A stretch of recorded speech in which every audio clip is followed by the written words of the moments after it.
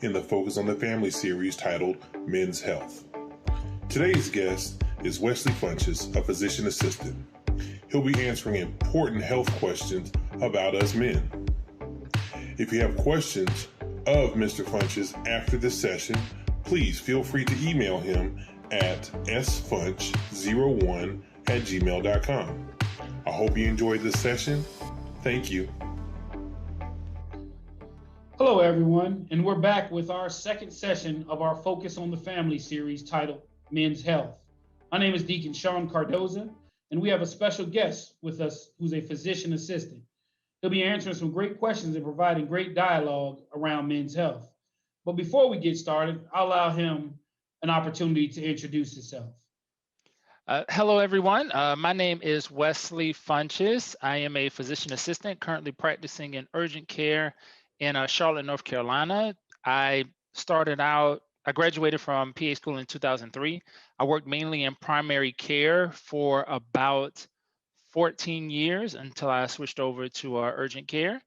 I am here to talk about men's health. I have quite a bit of experience because I spent, I would probably say, roughly 12 years in direct family medicine. So I've seen my fair share of everybody from, as they say, from the cradle to the grave. So I've seen a lot, and hopefully I'll be able to provide some insight and some information about men's health and why it's important for us to take care of ourselves. So thank you all so much for having me. Awesome. Well, we'll get into some of the questions here. What made you want to pursue a career in medicine? Well, I always jokingly say it was my fifth grade teacher, Miss Archery. We had an English class and I was writing something, and my fifth grade teacher walked up to me and said, "Wesley, your handwriting is so bad, you can't be nothing but a doctor."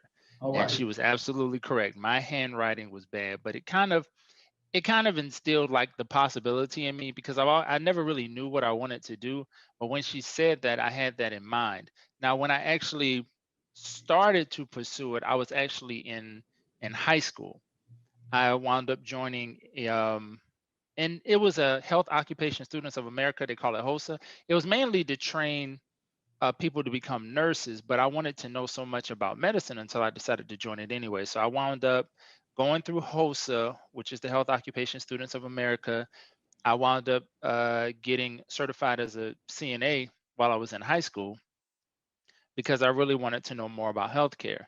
I got accepted at South Carolina State University. That's where I went for undergrad. So if there are any HBCU people in here, I'm one as well. So I went to South Carolina State University, and my initial plan was to go to medical school to become a doctor. But a guy by the name of Dwayne Murray came to our college to speak on the PA program. He was from Des Moines University in Des Moines, Iowa, and he talked to me about the benefits of being a PA. And I heard what he was saying, which kind of tied into what I learned about PA school in high school. But I had a feeling I was going to be a PA in high school. In fact, if you look at my senior book, one of the things that I said, one of my dreams and aspirations, was to become a physician assistant working in Georgia. Now, granted, I'm in North Carolina, but still. But I've always knew I had that idea. And then when Mr. Murray came in and talked about the program as well, I knew that this was something that I wanted to do. So I started pursuing, taking the right prerequisite, taking the right classes, and it was just something that was kind of instilled in me at fifth grade, that kind of got nurtured and built, and me having a desire to learn more about it got me to where I am today. Well, great. That's awesome. So, I was just listening to how you were talking about how you were inspired as you were younger, and in the elementary school age, to want to do that and to hold on to it and to pursue it. I had opportunities where I have conversations with my children and say, in the elementary school realm, I was going to be a police officer, I was going to be a fireman, and I didn't pursue any of those things. So it's great to hear that's something that was led to you early in life, and that you took it all the way through. That's great. So I want to get into some of the top health concerns of men. What do you think some of the top health concerns in men? It could be in an age range, or just in general. Okay, so first thing that I'm gonna say is I'm gonna talk about general male. regardless of race and age. The number one killer of men in America is heart disease. That is a major issue. It is the number one killer. It kills more than cancer. It kills more than than kidney issues. All of that kind of stuff. So the one thing that is the major issue is health disease, and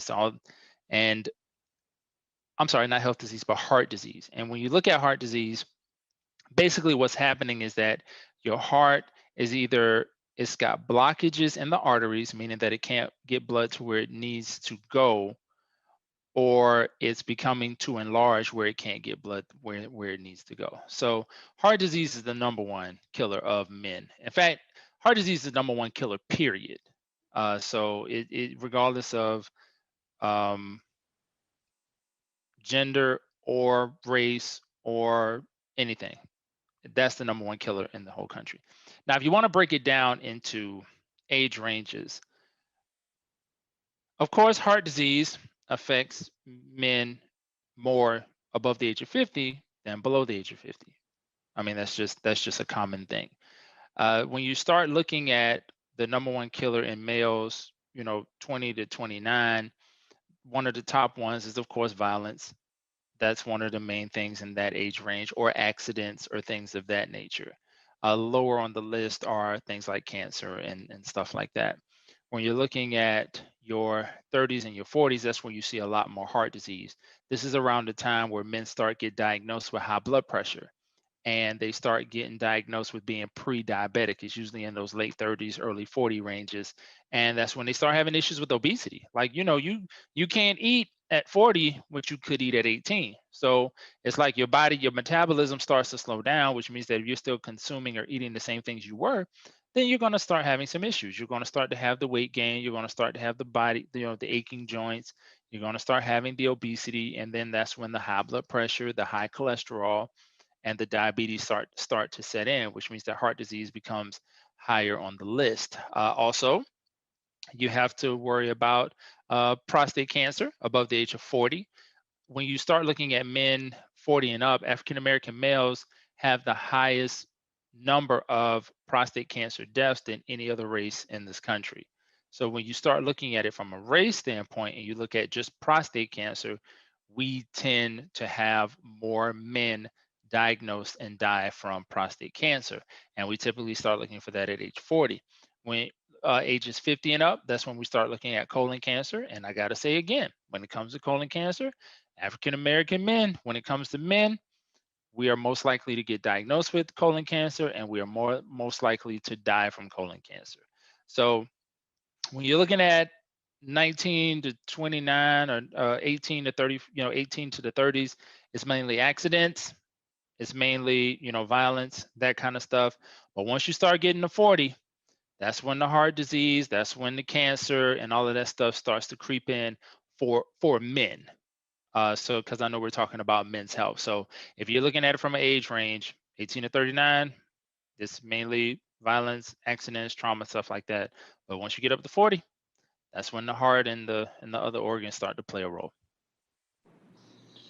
Yeah, thank you. That's interesting. A couple of things that you were speaking of in there, and me being in the age range of above 40 at 43 years old. I had some of my physicals and stuff done here not long ago. One of the things you're talking about, as far as with the obesities and getting above the that age group and not being able to do the things like you used to be able to do before. So yeah, that right there kind of touched home with me. Just listening to you speak on it.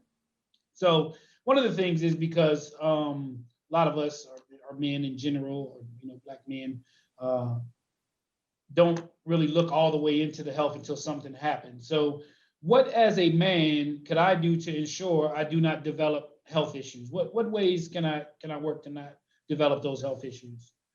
Okay, so I heard this joke one time where the running joke was, when people say that diabetes runs in the family, it's not the fact that diabetes runs in the family, it's the fact that no one runs in your family. So they say that as a joke. So the first thing that we need to understand is that exercise helps. Studies have shown that just walking 30 minutes a day, 5 days a week can lower your risk of high blood pressure and heart disease tremendously. So it's just getting out of the house. Now look, as a man, when you approach 40, you're working 8 to 12 hours a day. You're trying to grab food when you can. You're driving to baseball practice, basketball practice, football, soccer, or whatever. So you're traveling to all these games. You're riding on. Sometimes you got to ride on the bus. You're working with the PTA people, trying to sell stuff. Like you're constantly being pulled in different directions while you're working, while you're still trying to make sure that keep the lights on, keep the bills paid, make sure everybody's straight. Then you got to buy uniforms and all this other kind of stuff. So you might have to work overtime, and you just don't think that you have time. But I can honestly say that the issue is not the fact that you don't have time. Or no, I'll say it like this. Either you make time for it now, or your body will force you to do it later. All right. Because that's the biggest issue. If you don't take the time now, your body's going to slow you down, because it's usually the guy that works too hard, that doesn't have time to take care of himself, is the one that has a stroke and now he can't work. Or it's usually the guy who, he's got to work overtime because he's trying to put his kid through college. That's the main one that has the heart attack, and he's laid up for 4 weeks, and he's got a hospital bill on top of it. So you can't afford not to take care of yourself, because the ramifications of you not taking care of yourself far outweigh you taking 30 minutes just to do some walking just to lower your risk. So that's one of the things that I can honestly say is exercise. Now, the second thing that comes on top of that is, of course, the diet. Like I said, we don't have time to be cooking meals at home 3 times a day, 7 days a week. Most people don't do that. Most people are grabbing something quick because they're trying to get their kids out to the bus, or they're trying to get to work on time, because some people got to get to work at 7 a.m. or 8 o'clock in the morning.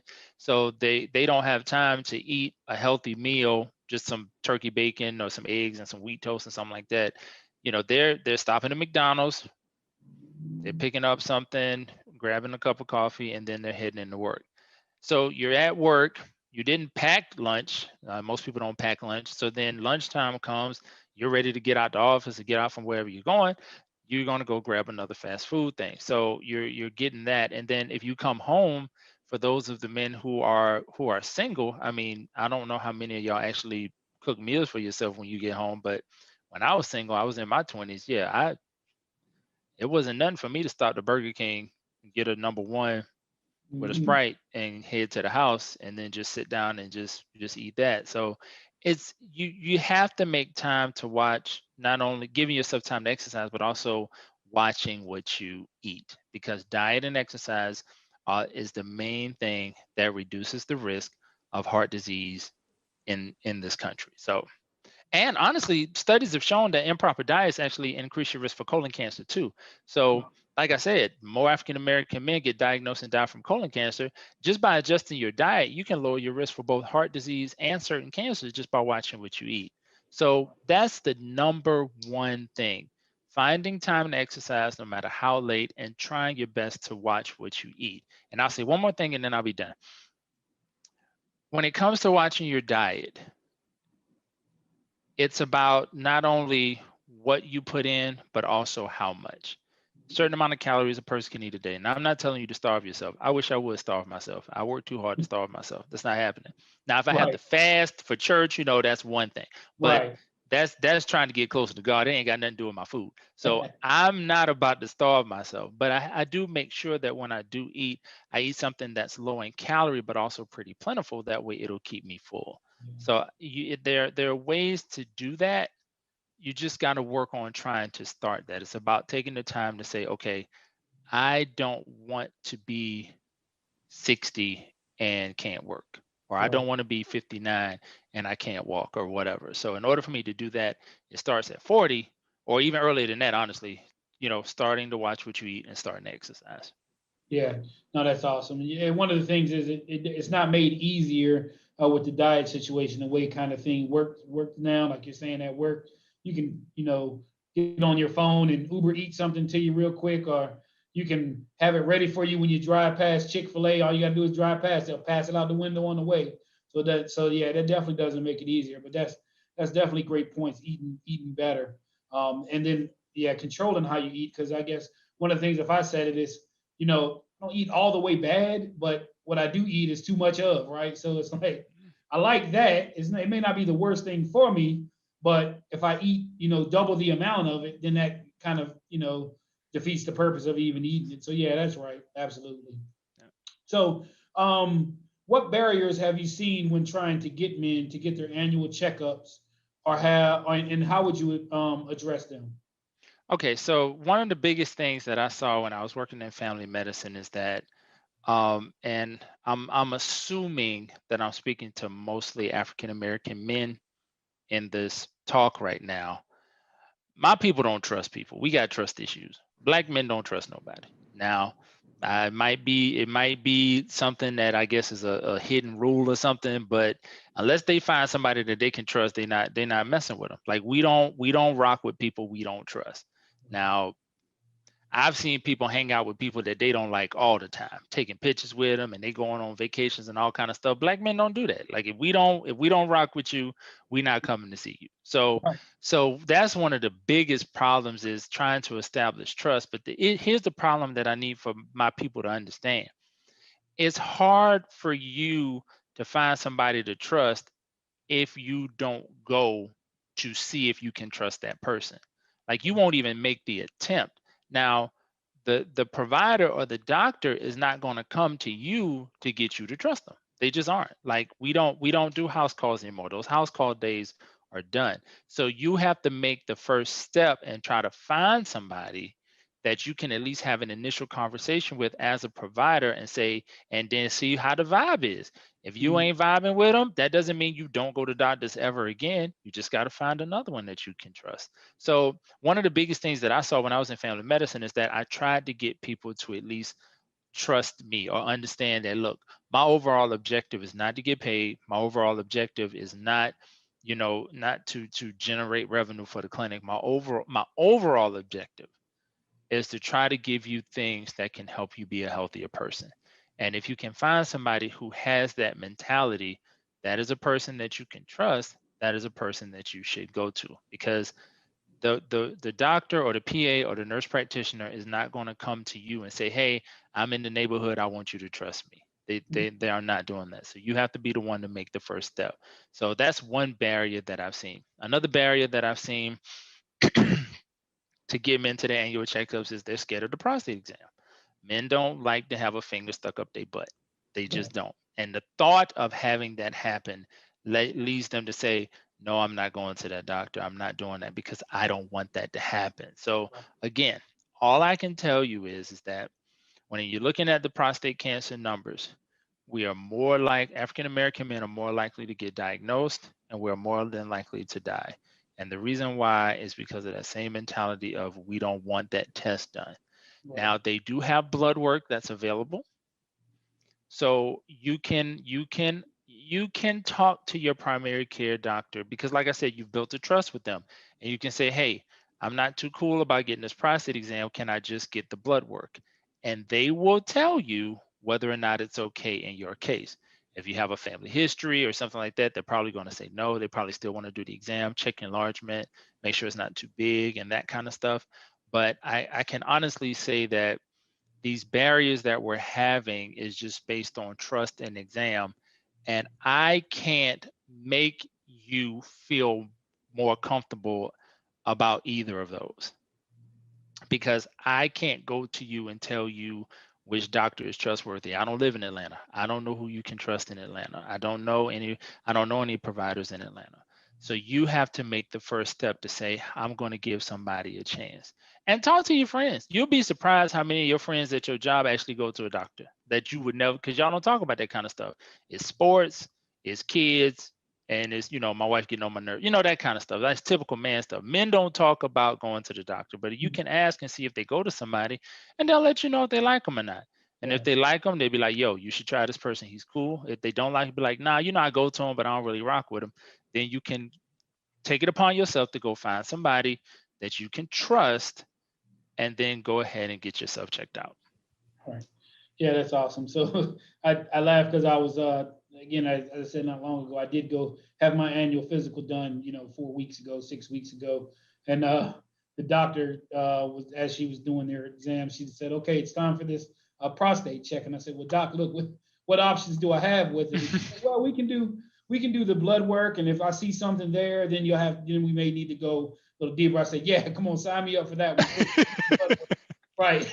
That's we'll, funny. we'll worry about the other one afterwards. So yeah, that's it. So, but for those that do end up getting into a doctor and going for a health screening, for annual checkups, what type of health screenings should we request? Because I know we go in for it and we say, all right, we're here for a physical, and then those offices may have a checklist of what they would consider to be from a physical standpoint. But what type of health screening should we request, as Black men or men in general? And does that make a difference with dealing with age group? Like certain age ranges, should we ask for certain things? Absolutely. If you're in your 30s, they're probably just going to do a complete physical, a urine test, and blood work. Make sure that the first time you get your physical done, you have all of that done. They're now pushing back on how often you should have your cholesterol checked. Before, I used to do cholesterol checks on every man every year. We've now seen that if you're in your 30s and your cholesterol is normal, you can actually get that cholesterol test done every 5 years, which is a little bit different than the way that it used to be. But if that cholesterol looks abnormal, you have to have it done every year, sometimes even sooner than that. Once you turn 40, that's when the prostate stuff starts. So you should always get a prostate blood test done, along with the other physical stuff, a urine test and your blood work, okay? When you turn 50, well, you know what? They've actually changed that. They're now trying to move it so you can actually get a colonoscopy at age 45. So when you turn 45, you need to talk to your doctor to see if you are at risk and if you need a colonoscopy at 45 instead of waiting until you're 50. If you have a family history of colon cancer, you need to have it done in your 40s. Don't wait until you turn 50. If you do not have a history of colon cancer in your family, but you have other risk factors, improper diet, smoking, or things of that nature, you need to talk to your doctor when you're 45 years old about getting a colonoscopy based on certain risk factors, which is basically drinking, smoking, improper diet. Those are the top three that come off the top of my head, and family history. Those are the top four that are in my head right now. So always request that at 45. And then after that point, you're basically just getting tests done when you need to, meaning prostate blood test done every 2 years, colonoscopy done every 10 years if it's normal, 5 years if they see something wrong or sooner, cholesterol test if it's abnormal once a year, if it's normal every 5 years. Some people like to get a baseline EKG. EKG stands for electrocardiogram.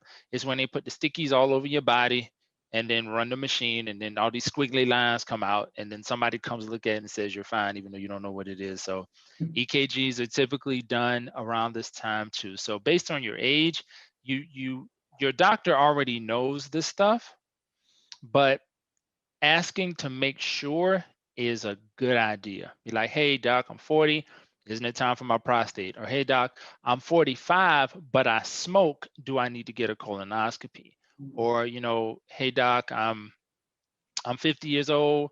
I'm very healthy, but shouldn't I be getting a colonoscopy at this time? Just ask. If they don't offer, be like, hey, I'm 50. Because I remember my mom, and this is a true story. My mom went to the doctor and never said anything about getting a colonoscopy because she didn't want one. And she saw Dr. Smoke for years. And he actually skipped a couple of years because it was just a normal physical. He'd come in, hey, Mackie, how you doing? And then one day he just all of a sudden looked at him and was like, when was your last colonoscopy? And she paused and she didn't say anything. She just sat there. So when he looked, he realized he was a few years behind. He was like, okay, well, we're scheduling that. And she was like, he remembered. So that's why it's always good for you to keep track of that stuff so you can talk to him too. Hey, doc, I'm 45. I smoke. Do I need a colonoscopy? That kind of stuff. Or I have a family history. Shouldn't I be doing this earlier? So that's my recommendation at this time based on age. That's good. So I know we've talked about a number of different things that we should look for as men, but as me being an African American man, are there any other special health concerns I need to be aware of?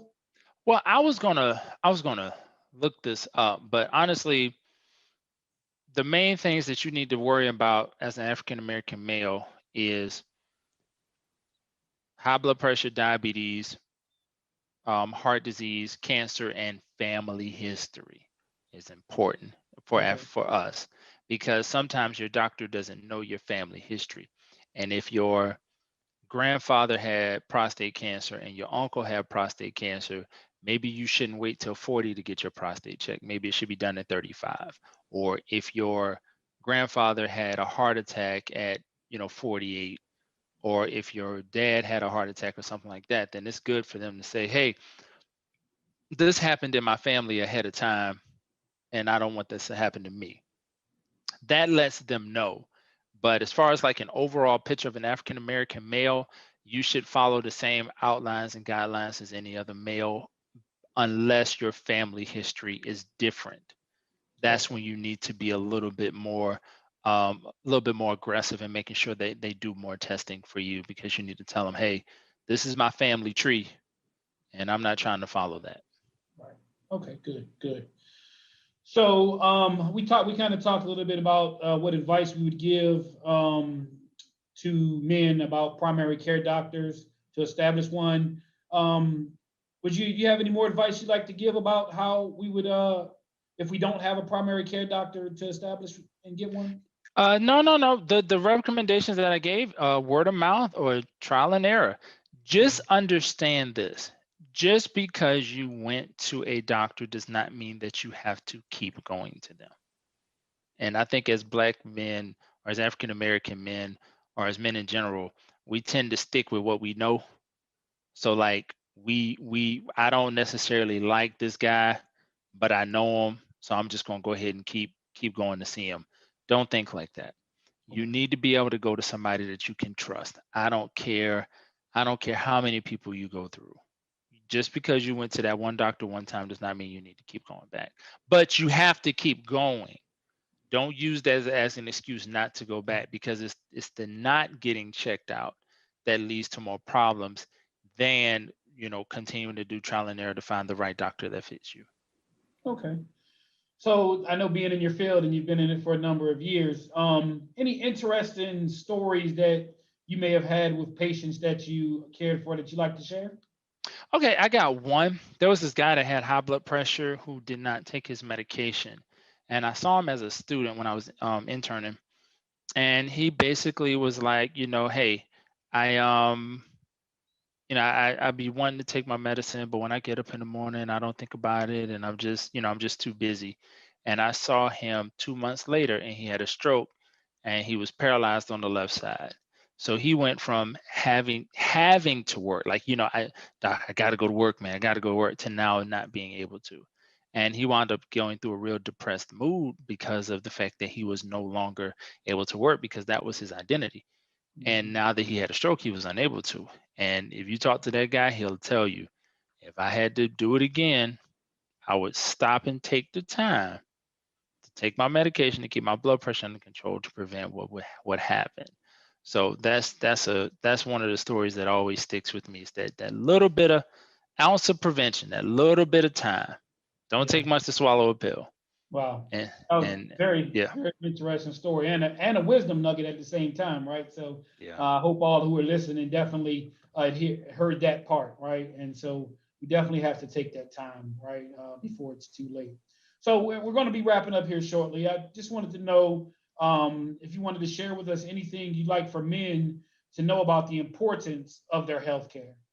Okay, so the main thing that I think that men need to know about their healthcare is that it's your health. It's not your wife's health.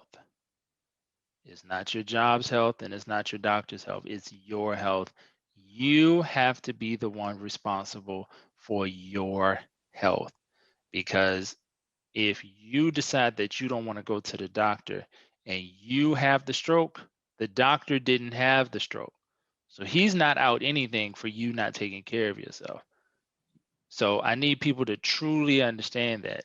Like, and I know how men are. It's like, well, my wife will schedule my appointment, or what medications you take, or my wife got know what medications I take, or my wife takes care of all that stuff. It's not your wife's health. Now your wife's gonna look out for you because she loves you.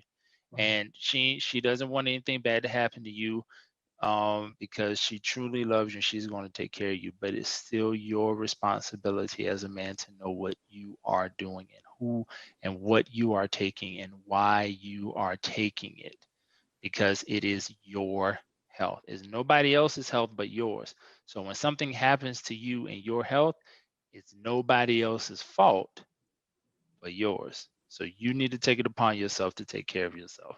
It's your health. It's nobody else's health. It's not the pastor's health. It's not the deacon's health. It's not your wife's health. It's not the doctor's health. It's not your kids' health. It's your health. You have to take responsibility for your health. Absolutely. That's great. So this has definitely been great. A lot of insight given. And, we thank you so much, Wesley, for your time and all the information that you've shared with us today. But before we end, just in case there's some questions that somebody may have, is there a way that we can connect with you? Yes. I do have an email. It is, and it's weird, but it's SFUNCH, the number 0 and the number 1 at gmail.com. Well, it was great. I thank you again. We thank you for the time that you shared with us and all the information that we received. And hopefully, the ears that hear will definitely adhere to what these things are concerning the men's health, because it's definitely important. It's important that we look into that and do what we should do for ourselves. So we thank you again, and we'll conclude and tell you good night. Appreciate you. All right. Thank you so much for having me again.